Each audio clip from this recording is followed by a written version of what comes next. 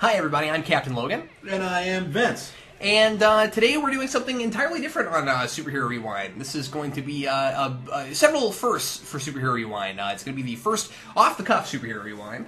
It's going to be the first time we've had Vince on, and it's also going to be the first commentary, and very likely the only commentary, as the Superman cartoons are in the public domain, so we can do this. Feel privileged. It's the only one you will ever see. Very likely. If you're new to Vince, if you've only ever watched Superhero Rewind and you don't know Vince, Vince is the host of Horror Movie Rewind and my co-host on Geeks Not Nerds and several other programs. And when I told Vince I was gonna do a Superhero Rewind on the Fleischer cartoons, he said, wouldn't it be fun if we did a commentary? I was like, yeah. So we're gonna talk about these cartoons, and we're gonna give you our observations, and we've done some research and things, and we'll just kind of tell you some stuff we've learned and some stuff that we observed. Something just to get right out the gates with this. I think it's interesting that they have just on the very first episode, this pilot here, they toss you immediately into his origin, just tell you his origin to get it out of the way. Granted, it's a 8-minute cartoon, so right. They can't really go deep into one thing or another. I mean, I suppose they could have, but it's a pilot. They want to give you a feel for the rest of the show. Yeah, and I think honestly, the comics did more or less the same thing at the beginning, where it was kind of Krypton exploded and there he goes. This orphan thing is interesting. I thought that too. I thought what this was really getting at was just trying to make him, like the American dream sympathetic. You know what I mean? Like he's an immigrant, so we know he's an immigrant, and because he's an alien. But not only that, he didn't have parents to really help him out. So here's this guy who just moves into the country cold and then has to deal with things. These cartoons were put out by the Fleischer Studios, who had gotten popular because of Betty Boop and because of Popeye mostly. Mm-hmm.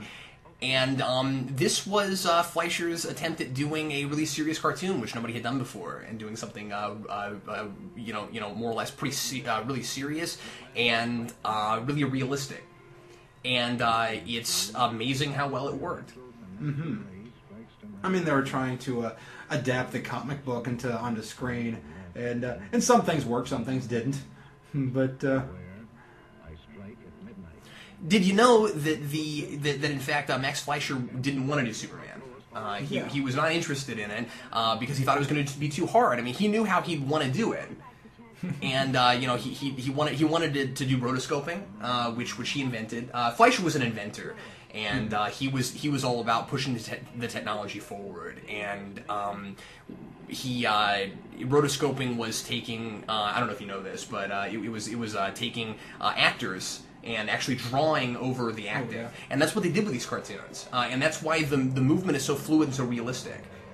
I thought it was interesting that some of the movement in this is sort of cartoony in the way they bend and the way they shape themselves. But generally speaking, and I think maybe I'm looking at things like this Vulture here and thinking that because obviously they didn't sketch over a Vulture for this guy. Yeah, well, and you've got those cartoon elements, those elements that are similar to comedic cartoons, and you keep in mind that they also made comedic cartoons, and so they were trying to. And I'm going to talk a lot about this a little bit later on, especially with the Bulleteers and a couple other cartoons where they're using the techniques of the comedic cartoons to make the drama work.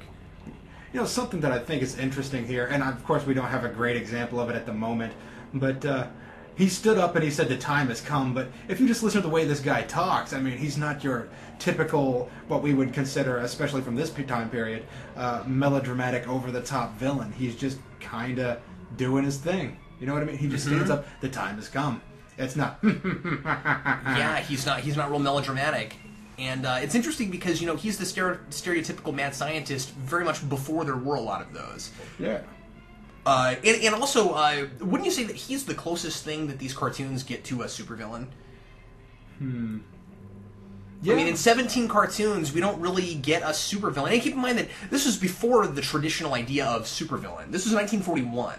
And we hadn't had a lot of supervillains yet because we were just getting into the idea of costume superheroes. Keep in mind, this is only 3 years after Superman himself was invented, and we'll talk a little bit later about all of the things that the cartoon brought to Superman that people don't even think about. This cartoon made a lot of things that we know about Superman now standard, and a lot of that's interesting, which we'll get into. But the idea of costume superheroes was brand new. But we didn't really have the idea that we needed costume villains to go with those heroes. Yeah. And so that's why you see so many, especially with World War II stuff, you see a whole lot of, just fighting Nazis and stuff, but also just like mob bosses and things like that. I mean, if you look at things that come out around this time period, not to say that they were before or after, because I can't confirm that at the moment, but if you had things like Zorro, if you have things like the Shadow, you have things like the Spider and Doc Savage, you have these costumed heroes who do have what I would consider supervillains, but maybe not necessarily costumed villains. And yeah, they were all just after this, I think. I was listening to a lot of the Shadow radio shows lately, and this has got me thinking about pulps and whatnot. And one of the things that they have in this that I think is fascinating, especially the lair of the scientist, is we need to talk about that. Well, I'll just finish this thought now real quick, but the pulp covers. I mean, the idea of the shadow cast on the wall by that hand on this doom switch, I think, are fascinating. Mm-hmm. Superman is voiced by Bud Collyer, who voiced him in the radio show also, and it's also the same Lois Lane, who was Joan Alexander, and they were really lucky that they got him to do this because at the time he was like the only voice anybody could think of for Superman. I mean, he came up with the idea that Clark Kent and Superman would have such different voices, and so it's everything you need to know about that character is in the way he delivers that line when he says, "This looks like a job for Superman." They're so different, and that we always talk about how good of a job Christopher Reeve does of making them so different, and he was doing it way back then. Yeah, I mean, he had to. It was a radio show, so you listened to Clark Kent and you listened to Superman. You didn't see who they were, so he had to differentiate them in some way. And it doesn't make this hokey, I don't think. I think it still kind of works with this. I don't know about you. No, I think it's cool. I mean, I think it's fine because he's able to have two personas, and one of the things that even today comic book fans still have a problem with him being Clark Kent and Superman at the same time, with only glasses separating him from being one or the other. And we'll see a lot of examples as we watch these of points where the two men are so very different. One thing is just that Clark seems to be a talker, and Superman never talks to anyone. Mm-hmm. He hardly ever says anything. And we should talk a little bit about dialogue because these are done as cartoons, and so the storytelling is all visual. Mm-hmm. And what little dialogue you get is usually for exposition and occasionally to deliver an amusing joke, but that's about it. I mean, they only have so much time to work. Which, this is something I think is interesting. There's this laser beam, and he's using his fists to fight the laser beam. I find it amusing. It's not realistic, but it's somehow dramatic in this context. I think it's this, like, the only thing that comes to mind during a lot of these episodes is the science versus nature. Mm-hmm. You know what I mean? Because Superman here, he's a natural creature. He didn't use science to get his powers. He just has them. But you have this mad scientist who has to do what he has to do in order to try to gain some kind of super advantage to the rest of humanity. Yeah, and you'll notice, of course, again, they are cartoons, and we can't overemphasize the point that in 8 minutes you're not going to have real dramatic motivations for characters. Right. And so when you get a guy like this mad scientist, and there's other characters like this guy later, we don't know exactly why he's doing what he's doing. Yeah, I mean, what this guy is it's a plot-driven short piece. I mean, it's not all that uncommon considering. You look at comic books. I mean, even the stuff that the Fleischer cartoons are based on. They're all plot-driven. They're all short, single-contained issues, and they're trying to fit as much plot into one piece as they possibly can. And the pacing is unbelievably good. Yeah.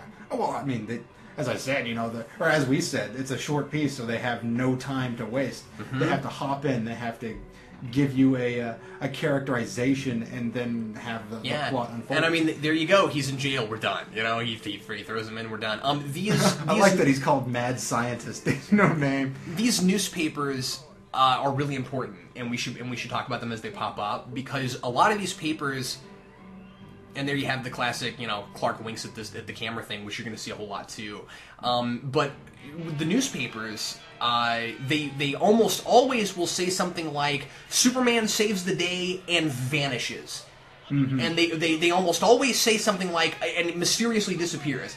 In these cartoons, Superman is so different from how we think of him now in a way, because he's a mysterious character here. Mm-hmm. I mean, one of the big things about, well, I say most people, the way we see Superman is he's very much so a part of the public eye. He is, you know, he is somebody that men want to be, that boys strive to be, and, you know, to finish out the stereotype that women want. Right, sure. But I think part of it also is that he's a character to look up to, especially here, because he doesn't ask for credit. Mm-hmm. He flies in, he saves the day, and he flies back off again. We're going to see some really good examples of this a little bit later on. By the way, here's that that little origin we got again before, and this is the only other time you'll get it. Mm-hmm. It does this origin thing twice, and then that's all it does for the rest of the series. But anyway, he flies in, he does his thing, and he leaves, and you get the sense that maybe he's gone for months and months until another huge catastrophe happens. And I think, with very rare exception, in these cartoons, in the 17 cartoons that there are, Superman never shows up and solves a problem that regular people could solve themselves. Mm-hmm. The police in these do things. Like Superman doesn't just solve every problem. When he shows up, it's because he's the only thing that could stop it. That's very interesting. You know, it's something that echoes through pop culture, I suppose, because Straczynski's really picking up on that during his Earth 1. Oh yeah. I mean, that's a really good point. During the very last thing in Earth 1 with that interview, they even talk about that. He says that directly. So maybe you're trying to hint at that, and I just blatantly stated it. No, not at all. I wasn't even thinking about that. Let's talk for just a minute about the leaping thing. Mm-hmm. You're going to notice that there's going to be an inconsistency in how Superman flies and even whether or not Superman flies. And I'm pretty positive, and I don't know this for a fact, but it only makes sense to me that some of these, we're showing you these in the order that they were put out, and obviously we're not doing all of them. I didn't even mention this, but we're doing the first 5 this week in a row, the first 5 that were released, and then next week we're doing a selection of 4, and all in the order that they were put out. The order they were put out cannot possibly be the order that they were actually made in. Because as we see, Superman flies in the very first episode. That's right. And we have samples of Superman jumping around. I'm like, why would you be jumping around if he can fly? It happens later. In the 4th episode we're going to be watching, he's leaping, and he doesn't actually fly. That's the Arctic Giant. Mm-hmm. The reason is because in the radio show, Superman was talked about as leaping, and in the comics he's talked about as leaping, and we see him leap. But the thing is, it looks different in a comic than it does in live, well, not live action, but again, they're trying to produce something as close to live action as they can here. So Fleischer thought that it looked really hokey for him to just jump really high, and so he went to DC and said, "Hey, how about we have him fly? Like, is that okay with you guys?" and they agreed to it. And so this series is the reason Superman flies today. It's fascinating to me. I think it's interesting how some things become canonical that are outside of regular canon. So, I mean, you being a Trek fan, that might be kind of a touchy subject for you. No, not at all. Not at all. But I think that in a lot of ways, I think most people would agree with this. Superman was fully realized on screen. He made it to screen this early because the comics were selling in the millions. We don't sell comics in the millions now, but he was fully realized on screen. Screen is the reason that he flies and he does a lot of the things that he does, because we saw him do these dynamic things. I'm just suddenly overtaken by all the animation within this thing, because if you look at the way the robots walk, like even their hips move separately from the rest of their body. these characters are like fully animated. I mean, this is better animation than sometimes we even get modern day. Well, that's absolutely right, and I'm glad you brought that up because a lot of times it's easy to look back at something this old and think, you know, this was a stepping stone that got us to where we are today. I would argue that a lot of animators are still trying to reach what this achieved.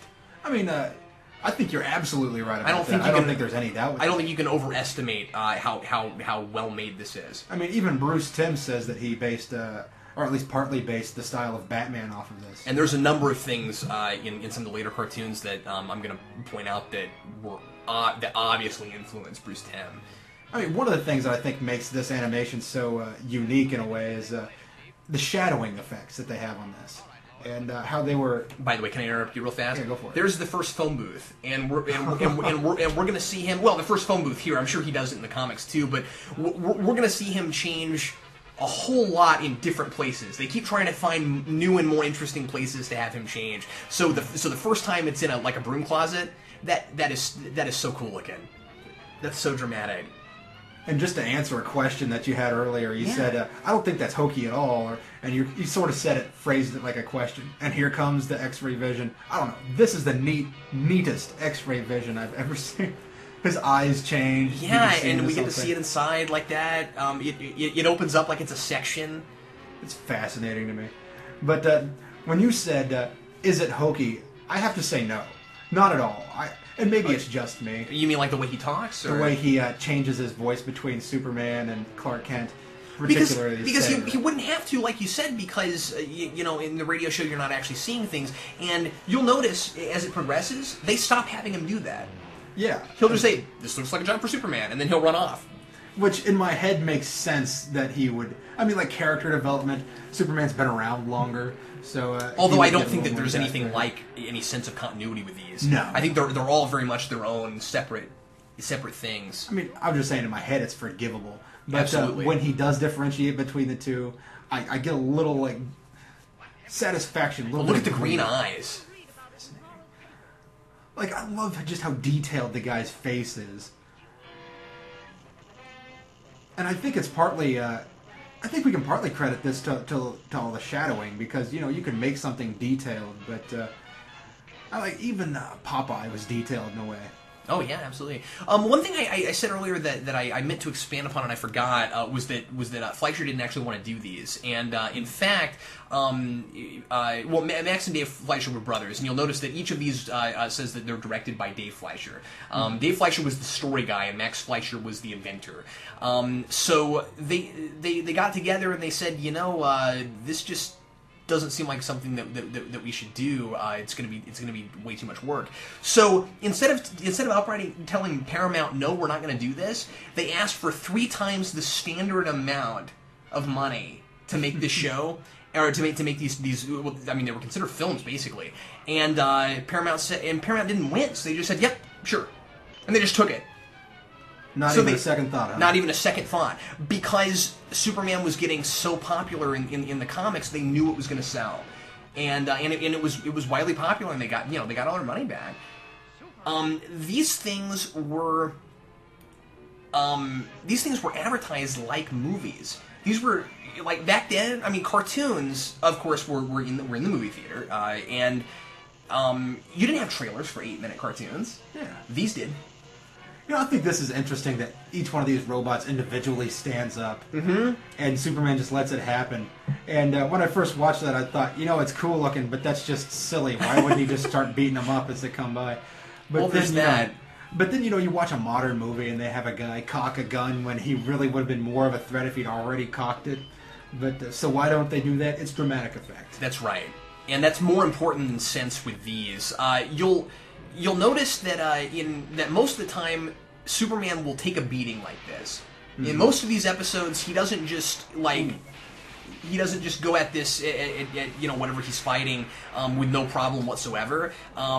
Like, he doesn't seem entirely indestructible here. You know, we see him struggle against things. You know, interestingly, the choreography to the fight scenes in this Fleischer series is very much so like you would see in a serial from the same time period. Absolutely it is. It's just all the superpowers and keep in mind added that in. These are people drawn over. That's a good point. I mean, I watched the Shadow documentary. Wow. I watched the Shadow... Did you see how fast he moved there? It's just fascinating to me. Can you believe how three-dimensional that lava looked? I mean, it's amazing. I mean, we would do, you know, obviously we do something like that with computers now, but I mean, you know, how do you do that with, you know, cells? It's amazing. A couple things I wanted to mention about this because we're almost done with this cartoon.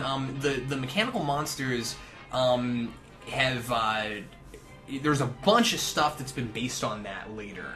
That was huge for sci-fi stuff, and there's also a lot of things that just kind of make fun of it.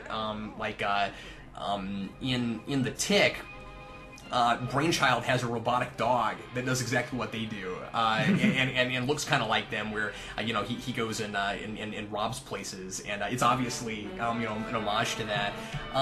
Did you ever see Sky Captain and the World of Tomorrow? I did. The mechanical monsters are in that. They look just like that, and they have they actually call them mechanical monsters in a newspaper as a homage to that. You know, it's interesting how things echo through time, and how things just get callbacks everywhere. I find it fascinating. I mean, even $1 billion limited. I love the boisterousness of all these old cartoons, of all the serials and things. I mean, if you go back and you look at some of the serials, they're equally as boisterous. However, they can't afford to do what these do because they can't afford to have all of the superpowers within them. These were really an event, and I mean, I know we're talking about these you know with a lot of what's the word I'm looking for?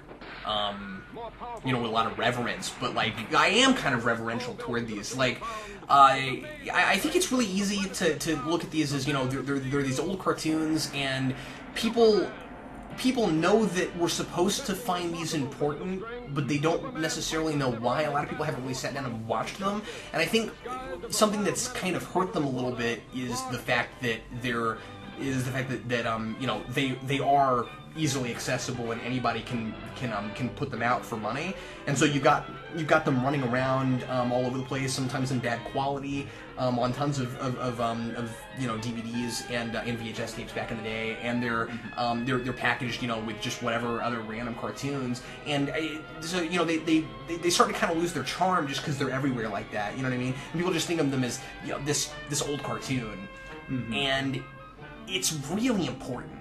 You know, if nothing else, just look at how many frames per second we get with these characters' movements. Nobody is just standing. They are constantly moving. I mean, look, neck movements, hand movements. I don't know what the exact numbers are, but it's interesting you mentioned that because I read that they actually did use a significant more amount of frames in each episode. I mean, they spent a lot of money and add a lot. Like maybe a quarter as many as you'd usually get, or even maybe half as many again. Even the guy in the background, he looks around. I mean, how... This car is so cool. When I saw this, my thought was early Batmobile design. Me too. That's exactly what I thought. Well, and the thing's gonna have wings, doesn't it have wings and fly? These guys can afford a whole lot of interesting toys just on robbing trains. I don't know why I thought that. I just watched this. That car doesn't fly, does it? I don't know. I don't remember. I don't think so. I just watched this. I think they have an airplane later, and that's why you're thinking about it. Yeah, that's right. I think Bulleteers, they've got the wings that pop in and out. Yeah, you're right about that. I mean, the car bounces up and down. I mean, how easy is it for an animator to... Well, I suppose I don't actually know how easy it is, but it's easier for them to just slide one frame over another frame and make it look like it's moving. You know what I was thinking of just looking at that car just now? Roger Rabbit. Oh, yeah? Yeah, you know the car in Roger Rabbit? Looks just like that. I mean, it bounces just like that. I like Roger Rabbit.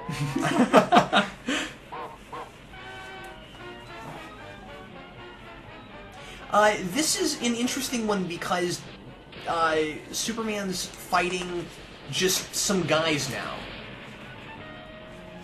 You know what I mean? But it still is going to turn into a situation where really you're going to have a hard time thinking of how anybody else could have stopped it with Superman. You know, because they've got all these explosives and things, and you know, how do you stop that with finesse without superpowers? Mm-hmm. And of course, even if it is something that would be easy for Superman to stop, it's their formula, and of course these are formulaic. They're cartoons. You always have to have Lois Lane there. There's always got to be something that makes it personal for Superman. Now, speaking of Lois Lane, I find it interesting that this woman from the 40s can just pick up a Tommy gun and start using it. It's pretty cool. Like, you know, you would think that the way they would characterize her, she'd pick up a Tommy gun and she'd try to use it, but then she'd fail in some way because, you know, they have a lower opinion of women the farther back in time you go. Or be too heavy or something. Yeah. But this woman picks it up and uses it. I mean, it shows a strength of characterization that you just don't get from women, typically, anyway. Job for Superman. He's still doing it. I love that. Yeah. That makes me happy. Okay. Where's he gonna go now? He's gonna go behind some crates, and it's always in silhouette. Mm-hmm. It's really cool. I want to talk about his costume for a minute because it's awesome how close to the costume we have now that is. The S is a little bit different, but pretty much everything else is the same. And I always wondered how George Reeves in the 50s got away with that droopy cape for so many years, and nobody ever called that show on that. I don't know if you've watched the George Reeves classic, you know, live-action Superman from the 50s, but his cape literally hangs down to, like, the small of his back. Oh, yeah? Yeah, and looking at it now, it looks kind of silly, and I always thought, well, you know, maybe it wasn't that big of a deal because it was the first, you know, on-screen Superman. But actually, this is the first on-screen Superman. It's 10 years before. It was the closest thing they thought they'd ever get to live-action Superman, and he's wearing his cape just like we see it now. Well, maybe it was difficult for them to do the choreography with the longer cape. I mean, of course, I don't actually know, but... Again, I'm not sure you've seen it, but, I mean, that show was mostly people standing around talking. I mean, there wasn't a lot of choreography. Oh, okay. I'm just used to looking at serials from this time period, not the 50s, because, of course, the serials weren't in the 50s. By the way, we talk about how realistic the show is, and it looks realistic, but the physics certainly are not. He just dropped that like it was a bunch of, like, sausages connected together, like... I like sausage. Why not?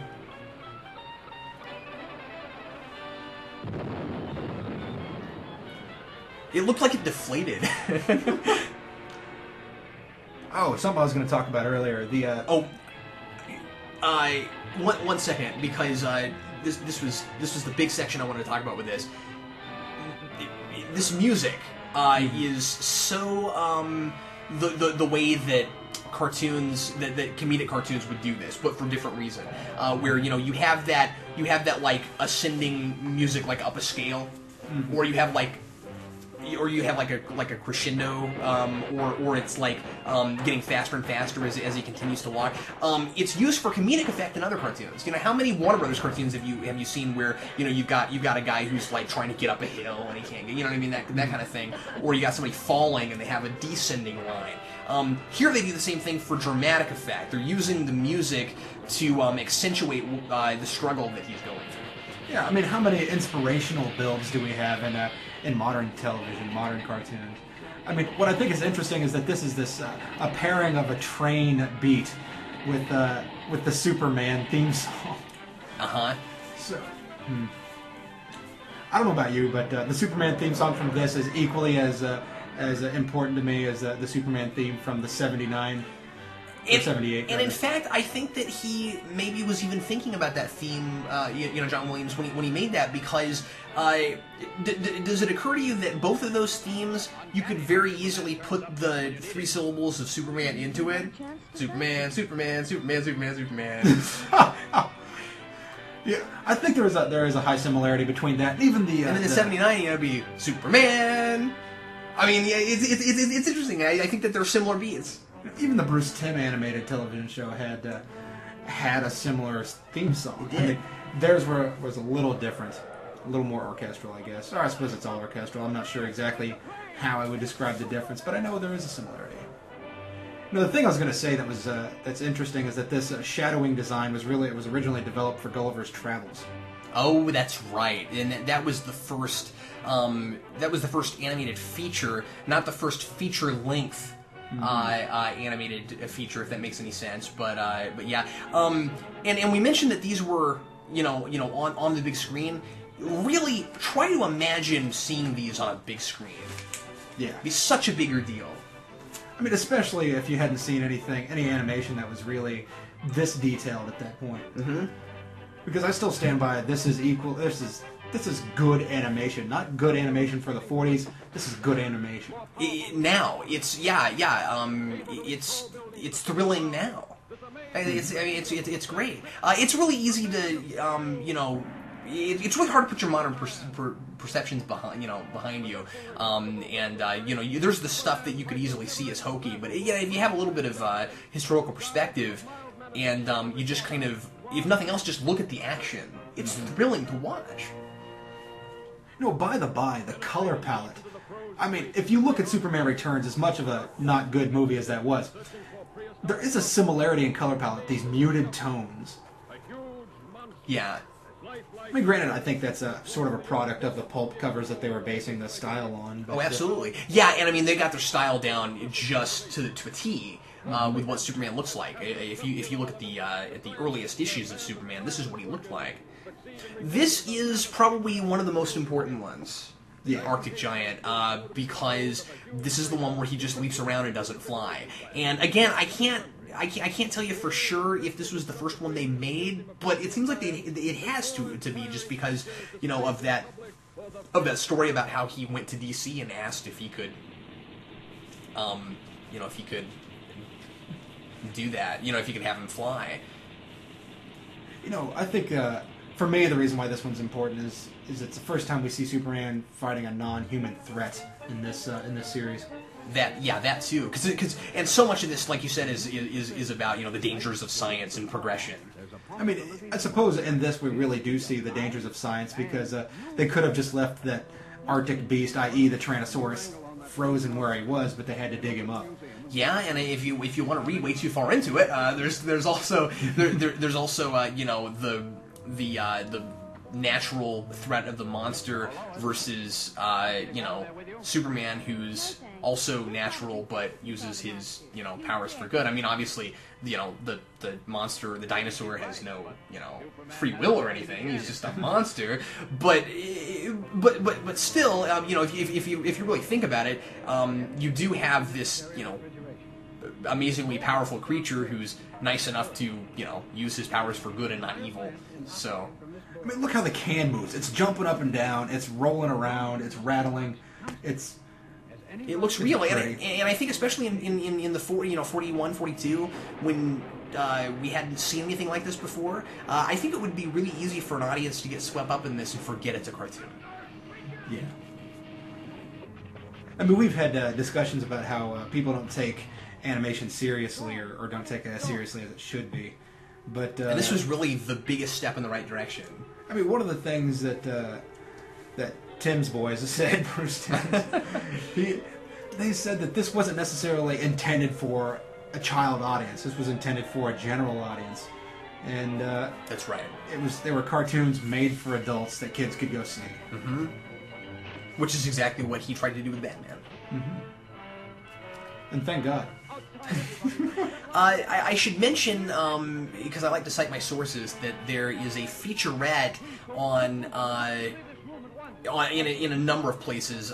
They put it on the deluxe edition of Superman 2, and then you can get it in the big Uber Super Deluxe version of all the Superman films put together in a box set about this series. It's about 20 minutes long, and they interview Bruce Timm but also a lot of people associated with this stuff who are either still alive or the children of some of those folks. And some of the tidbits I've been throwing out are things I gleaned from that. Mm-hmm. But yeah, do watch that. If nothing else, it's uploaded by a few people on YouTube. I love how giant this creature is. I mean, they call it a Tyrannosaurus, so we know what it is. But it's huge. And once again, here's your big threat that only Superman can stop. Superman always shows up in the last couple minutes. You never see him all the way through. You might see Clark most of the way through, but you're never going to see Superman all the way through. He's going to show up at the very last minute. Now, you could say, oh, hey, Superman, you could have stopped all this stuff. But he's going to let, the people who, run things, make their attempt first, just in case. The animation of the man handling the message was even more in depth, or was even more detailed than the one that was previous to it. Yeah, so they're he was improving upon and because the first one they were just moving it along. Where is he now? Is that an office or a? I think it was just some guy's office, if not a closet. Once again, a fourth place. Now tell me, okay, is this hokey or is this dramatic? See, for me, it depends on just how fast he's jumping. Because if they show him jumping from building to building real quick, like pointed, then it makes sense. But if he's just leaping, kind of drifting his arms in the air, it is kind of funny. I think it all kind of depends on... You'd better get back to your office where you'll be safe. I've got some work. Okay, he's actually talking to her there.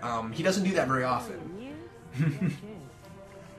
She's like, nah, I'm gonna go get myself in trouble so that you can be in this cartoon more. The classic dam breaking. I love that. But yeah, what I was gonna say is I think it somewhat depends on like what you find. See, maybe that is a little bit hokey. He's kind of skipping. But like, if you think that this is a character that we need to wonder if he's going to succeed at all this, I mean, maybe the fact that he can't fly is kind of cool. You know what I mean? Because if he could fly, he might beat this creature a little easier. That kind of thing. But you have to just look at it in the context of this particular cartoon. Yeah, I love that. Just the way that bridge moves. Yeah. Because the thing is, it looks rubbery, but that's what bridges do. Like, that's actually what it would look like. Mm-hmm. Well, I mean, the cables take time to snap. It's not like bridges just crumple apart. Speaking of, the way they animate things moving and stuff like that, I was going to mention this a couple cartoons ago, and I forgot about it. The Daily Planet is a skyscraper. It's so tall. I just wondered, were there news buildings that tall in the 40s? Like it was just one place, a news building was like 60 stories up, really? Maybe they just rent out part of the building. It has one big sign on the front that says Daily Planet and has a globe on top. The whole thing is Daily Planet. Maybe they rent out parts of their building to other people.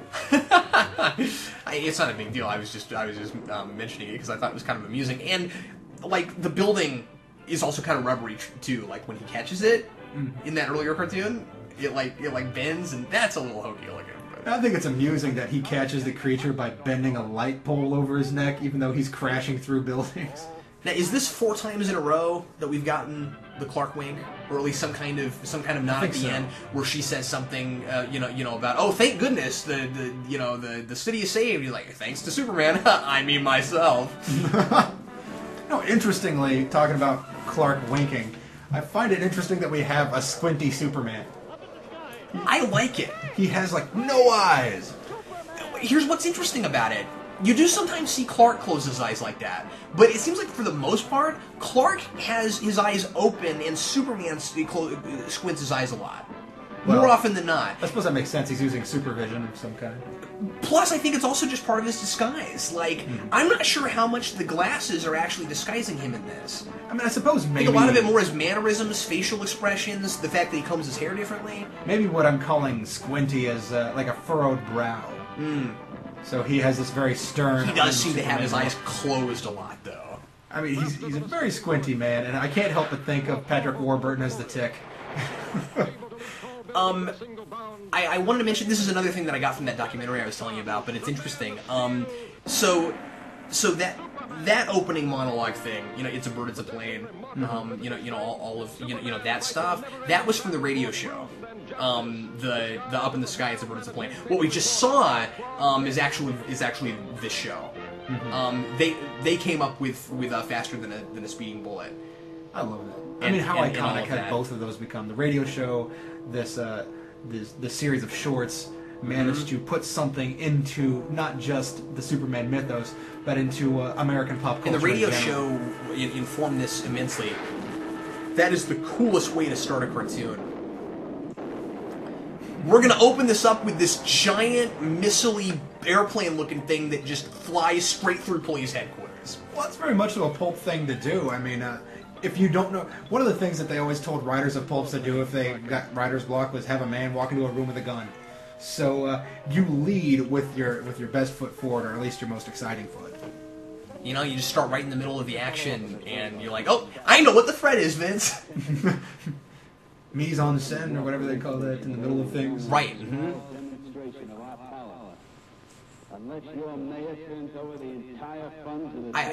I feel kind of funky, like, criticizing this show at all, just because, you know, it's a weird thing to criticize, but when I was watching this, it took a couple viewings before I could tell what he was saying right here. Oh, it was a weird echo.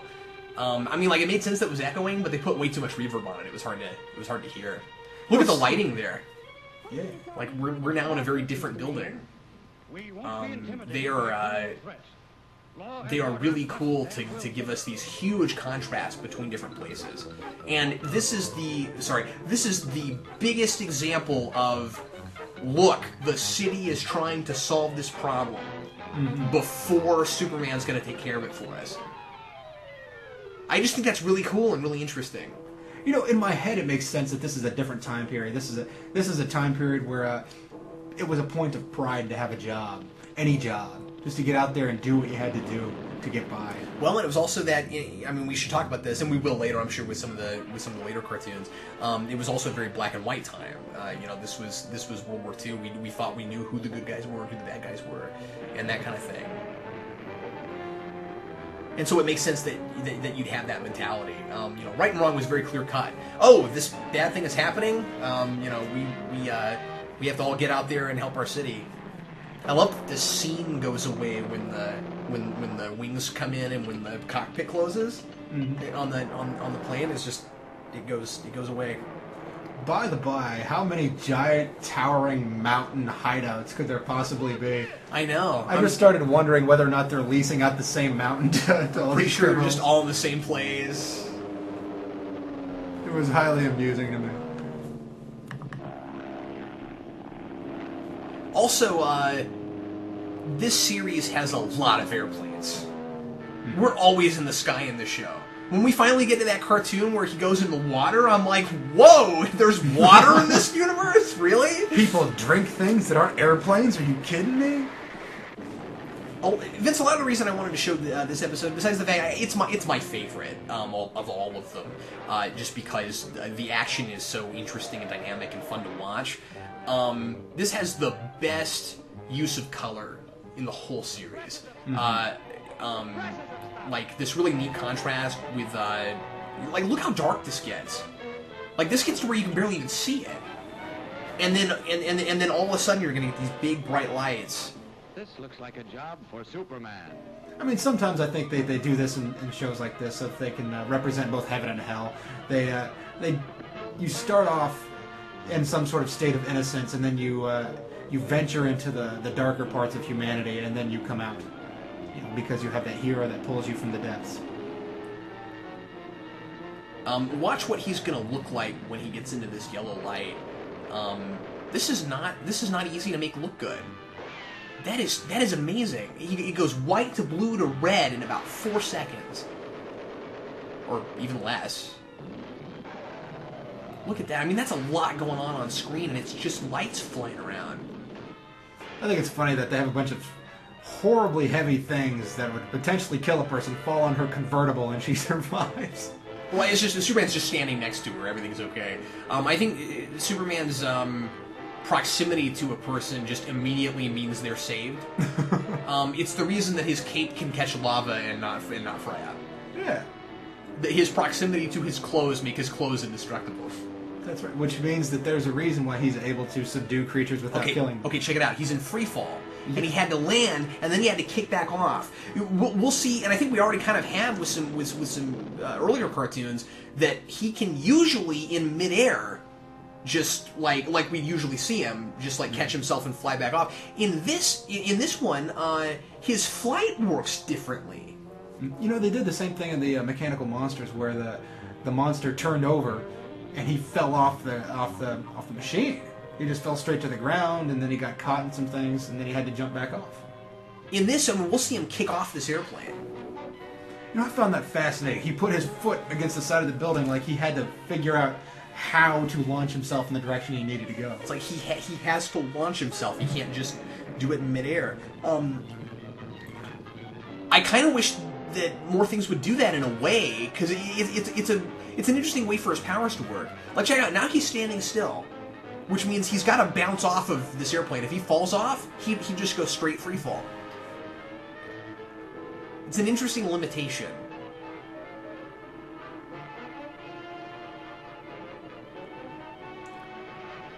I mean, what would Superman later on in the series do? He'd just grab around that thing and he'd fly straight down with it. You're done. Yeah. But otherwise, he needs leverage, or he's going to go down, or that thing just explodes.